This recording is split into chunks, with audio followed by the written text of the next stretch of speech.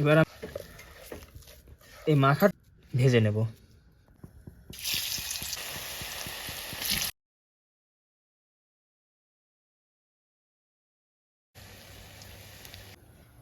Hello বন্ধুরা, বেকার ছেলে রান্নাঘর ইউটিউব চ্যানেলে তোমাদের প্রত্যেককে স্বাগত। আমি টোটন। আজ চলে এলাম নতুন একটা রান্নার ভিডিও নিয়ে। আজকে আমি তোমাদেরকে খুবই সিম্পল এবং খুবই সহজ এবং খুবই সুস্বাদু একটা রান্না দেখাবো। এটা হচ্ছে আলুর পকোড়া। হ্যাঁ, ঠিকই শুনছো, আলুর পকোড়া। তো আলুর পকোড়া বানানোর জন্য সবার প্রথমে আমি কিছু পেঁয়াজ আর কাঁচা লঙ্কা কুচি করে নিয়েছি, তোমরা দেখতে পাচ্ছ। আর আমি আলাদা করে আলুটাকে সিদ্ধ করে নিচ্ছি। আজকে সিদ্ধ আলু দিয়ে আমরা পকোড়া বানাবো। তো সাথে থাকো, দেখতে থাকো ভিডিওটা। পকোড়া করার জন্য এখানে আমি একটা বাটির মধ্যে 1 বাটি নাগাদ আতপ চাল নিয়ে নিয়েছি। এবার এটাকে আমি গুঁড়ো করে নেব। আমি গুঁড়ো করব হচ্ছে মিক্সচার মেশিনে। তোমরা চাইলে এটা শিলপাটাতেও জলে ভিজিয়ে নিয়ে গুঁড়ো করে নিতে পারো। তো চলো আর দেরি না করে গুঁড়োটা করে নেই। আমার গুঁড়ো করা হয়ে গেছে। বন্ধুরা, আলুগুলো ওই সাইডে সিদ্ধ হচ্ছে, তো এর মধ্যে আমি এর উপকরণটা তৈরি করে ফেলি। তো এর উপকরণটা তৈরি করার জন্য সবার প্রথমে আমি গুঁড়ো করে রাখা চালের গুঁড়োগুলোকে আমি দিয়ে দিচ্ছি। অনেকটা চালের গুঁড়ো হয়েছে, আর অনেকটা লাগবেও। চালের গুঁড়ো দিয়ে দিলাম। এবার আমি এর মধ্যে দেব। এবার দিচ্ছি, আচ্ছা বলুন তো এটা কি? বলতে পারছেন না? আচ্ছা আমি বলে দিচ্ছি, এটা হচ্ছে সুজি। এবার আমি এর মধ্যে দিয়ে দিচ্ছি একটু পরিমাণ সুজি। এবার দিচ্ছি স্বাদ মতো লবণ। এবার দিচ্ছি পরিমাণ মতো হলুদ গুঁড়ো। এবার দিচ্ছি কুচি করে রাখা পেঁয়াজ আর কাঁচা লঙ্কা। এবার দিয়ে দিচ্ছি কালো জিরে। এবার সবগুলোকে সুন্দর করে একসাথে মেখে নিচ্ছি। প্রথমে আমি শুকনো মেখে নিচ্ছি,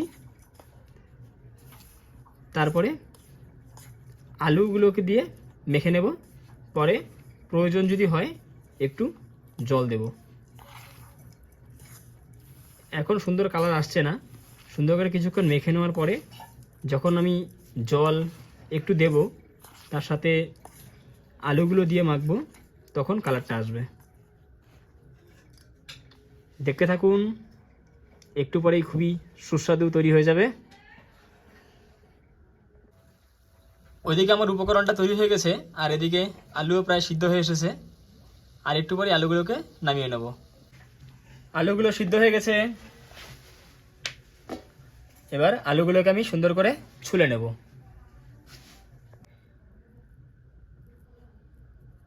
আলুগুলোকে সুন্দর করে ছুলে নিচ্ছি। আলুগুলো ছুলে নেওয়া হয়ে গেছে। এবার আমি এগুলোকে একটু মেখে নেব। খুব গরম, তাই প্রথমে একটু ভেঙে নিচ্ছি। একটু ঠান্ডা হোক, তারপর সুন্দর করে মেখে নেব। ভেঙে নেওয়া হয়ে গেছে। এবার আমি এগুলোকে একসঙ্গে সবগুলো মেখে নেব।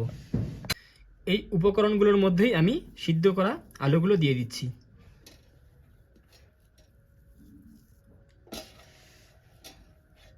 এখন সবগুলোকে একসঙ্গে সুন্দর করে মেখে নেব। এবার একসঙ্গে মেখে নিচ্ছি। এরকম সুন্দর করে মেখে নিতে হবে। এবার একটু পরিমাণ মতো আমি জল দিয়ে দিচ্ছি।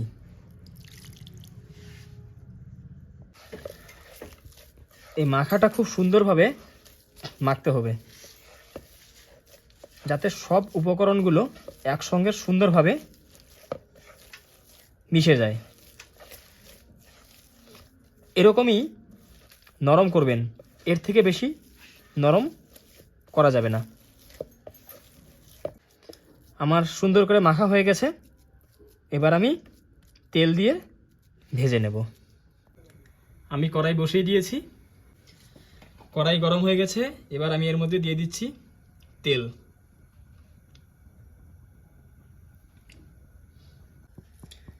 তেল গরম হয়ে গেছে। এবার এর মধ্যে আমি দিয়ে দিচ্ছি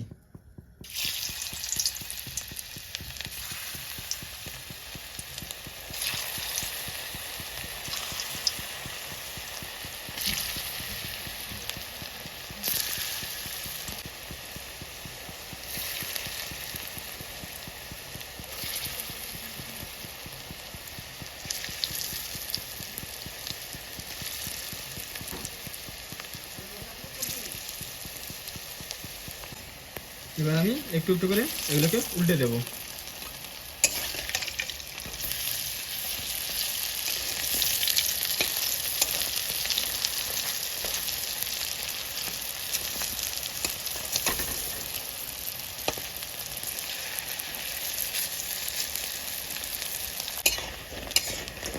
দেখেছেন কত সুন্দর কালার আসছে?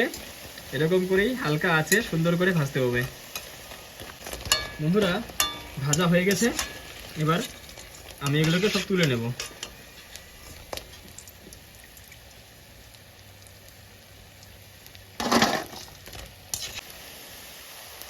এক খোলা হয়েছে, আরেক খোলা বসিয়ে দিয়েছি। এবার এটা হতে থাকুক।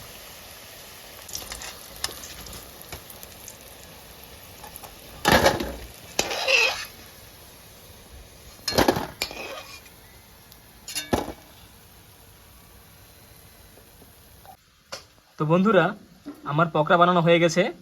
বানাতে বানাতেই এত টেস্ট হয়েছে যে অর্ধেকেরও বেশি আমরা খেয়ে ফেলেছি। তো আপনারা এরকম করে বাড়িতে পকোড়াটা বানাবেন, বানিয়ে খেয়ে দেখবেন, খুবই ভালো লাগবে। আর ভিডিওটা কেমন লাগলো অবশ্যই কমেন্ট করে জানাবেন।